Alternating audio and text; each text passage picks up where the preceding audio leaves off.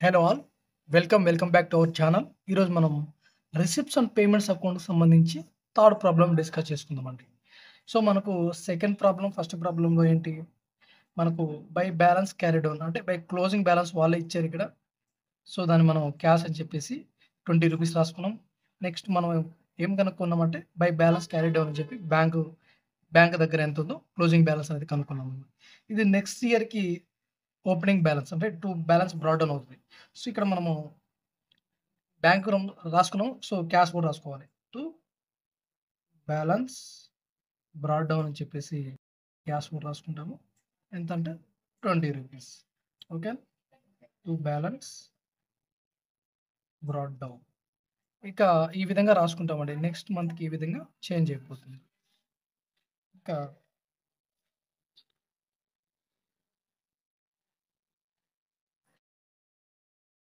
మనం third problem చూద్దాం ఒకసారి. ఇక సెకండ్ ప్రాబ్లమ్ కూడా అంతేనండి. ఇక్కడ by balance carry down cash, by balance carry down bank అన్నది కదా! నెక్స్ట్ మంత్‌కి టు బ్యాలెన్స్ బ్రాట్ డౌన్ అవుతుంది. టు బ్యాలెన్స్ బ్రాట్ డౌన్ అని చెప్పేసి మనకు క్యాష్, బ్యాంక్ 7,000,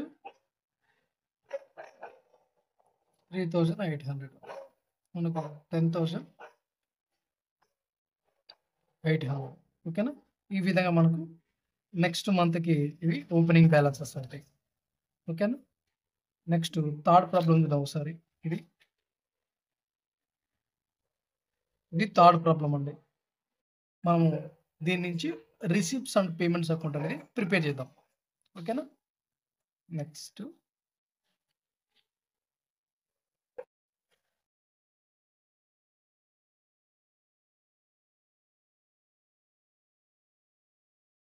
చూడండి.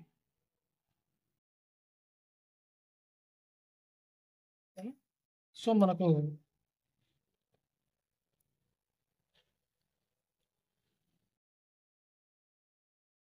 ఇన్ఫర్మేషన్ ఎక్కడుంది చూద్దాం.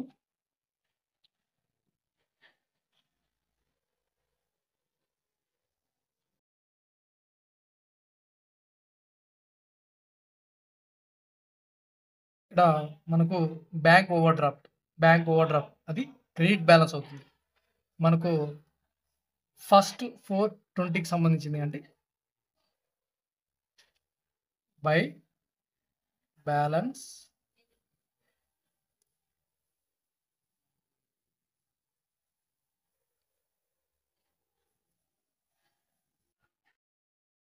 ఇది by bank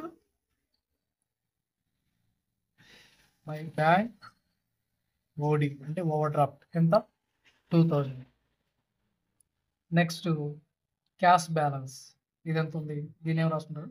to balance brought down అని చెప్పేసి మనం 12,500 రాసుకుంటున్నాం.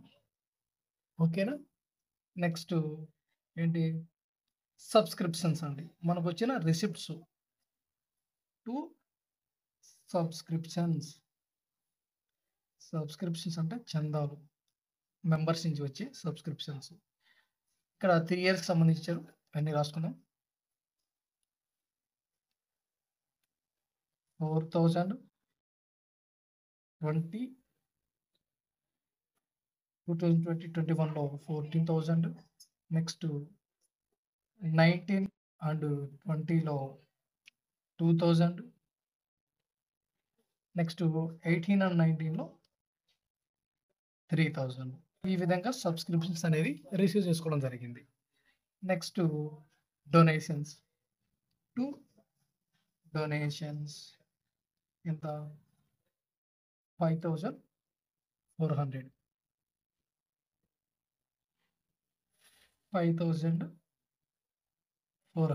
Donations. Next locker rent to locker rent. Locker rent కూడా మనకు రిసిప్ట్ అవుతుంది 1,200.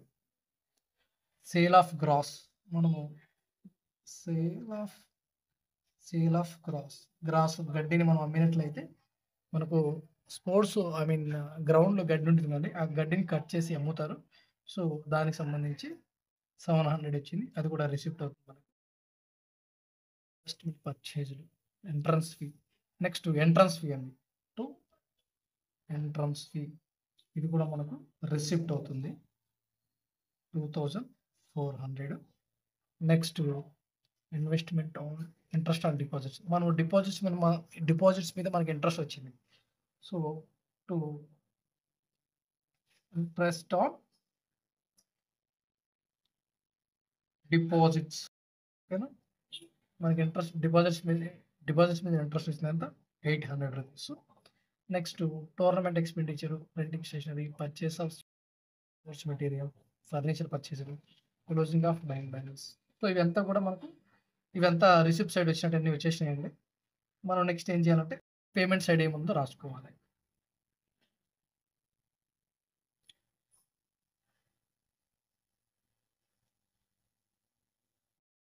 salaries and wages by salaries and wages ఎంత 7500. Next rent and taxes by rent and taxes 3200. Investment పర్చేజ్లు, మనం investment purchase చేసాం కదండి, అది పేమెంట్ అవుతుంది బై ఇన్వెస్ట్ పర్చేజ్డ్ 5000. నెక్స్ట్ ఏంటి entrance fee, office. Next office expenses by office expenses ఎంత అండి 550. ఇంట్రెస్ట్ ఆన్ డిపాజిట్స్ అనేది రిసిప్ట్ అయింది, మనం రిసిప్ట్ సైడ్ రాసుకున్నాము. Tournament expenditure by tournament expenditure ఎంత 1000 rupees. Next printing and stationery అండి, ఇది కూడా మనకు ఎక్స్పెన్సెస్. ప్రింటింగ్కి స్టేషనరీకి అయినా ఖర్చు.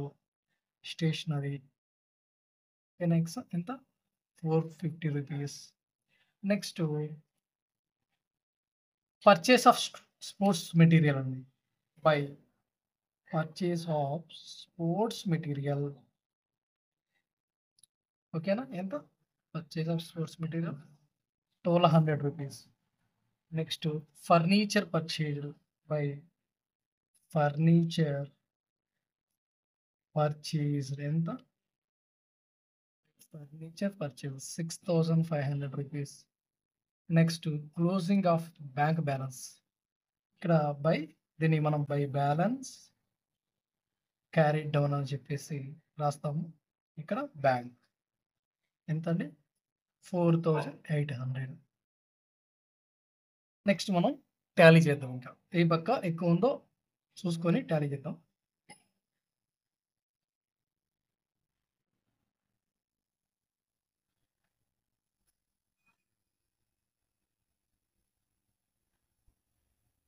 సో మనము ఇక్కడ టోటల్ చేస్తే ఇది 42,000, అంటే రిసిప్ట్ సైడ్ ఎక్కువ ఉందండి కంపేరింగ్ పేమెంట్ సైడ్ కంటే. రిసిప్ట్ సైడ్ ఎక్కువ ఉంది. సో రిసిప్ట్ సైడ్ ఎక్కువ ఉంది కాబట్టి మనం రెండింటికి బ్యాలెన్సెస్ 42,000 వేస్తాం. తర్వాత మనం బ్యాలెన్స్ చేయాలి. ఇప్పుడు మనకు బ్యాంక్ బ్యాలెన్స్ అనేది వాళ్ళు ఇచ్చారు, క్లోజింగ్ బ్యాలెన్స్. మనం ఇప్పుడు ఏం కనిపెట్టాలంటే బై బ్యాలెన్స్ క్యారీ డౌన్ అని చెప్పేసి క్యాష్ బ్యాలెన్స్ కనుక్కోవాలండి. ఇది మనకు టోటల్ చేద్దాం. టోటల్ చేస్తే వచ్చింది ఎంత అమౌంట్ వచ్చిందంటే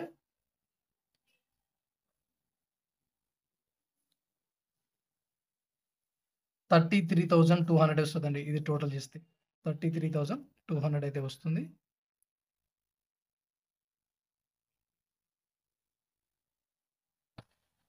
ఇది మనకు పేమెంట్ సైడ్ 33,200 వస్తుంది. సో ఈ 42,000లో నుంచి 33,200 తీసేస్తే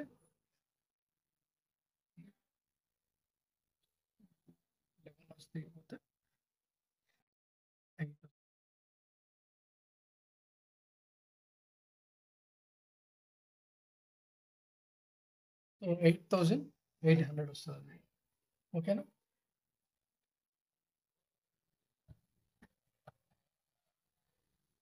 సో మనకు ఇక్కడ టోటల్ చేస్తే 32,000 వస్తుందండి. 32,300 200 వస్తుంది. సో, మనకు ఇక్కడ 9,800 వస్తుందండి. ఓకేనా? 9,800 అనేది మనకు closing balance. By balance carried down cash వచ్చేసి మనకు 9,800 అవుతుంది.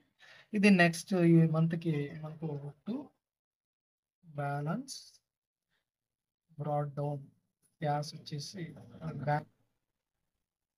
Bank 4,800 balance brought down cash. ఓకేనా? ఇది 9,800 అవుతుందండి. సో, ఇది అండి ఓవరాల్‌గా ప్రాబ్లమ్. ఈ విధంగా మనం చేయాల్సి ఉంటుందన్నమాట. ఓకేనా? సో, వీడియో నచ్చినట్లయితే లైక్ చేయండి. మీ ఫ్రెండ్స్ ఎవరైనా అకౌంట్స్ బ్యాక్‌గ్రౌండ్ ఉంటే వాళ్ళకి మన వీడియోస్ అనేది షేర్ చేయండి. థాంక్స్ ఫర్ వాచింగ్ అండి. Thank you. నెక్స్ట్ వీడియోలో ఇన్‌కమ్ అండ్ ఎక్స్‌పెండిచర్ గురించి అయితే డిస్కస్ చేసుకుందాం.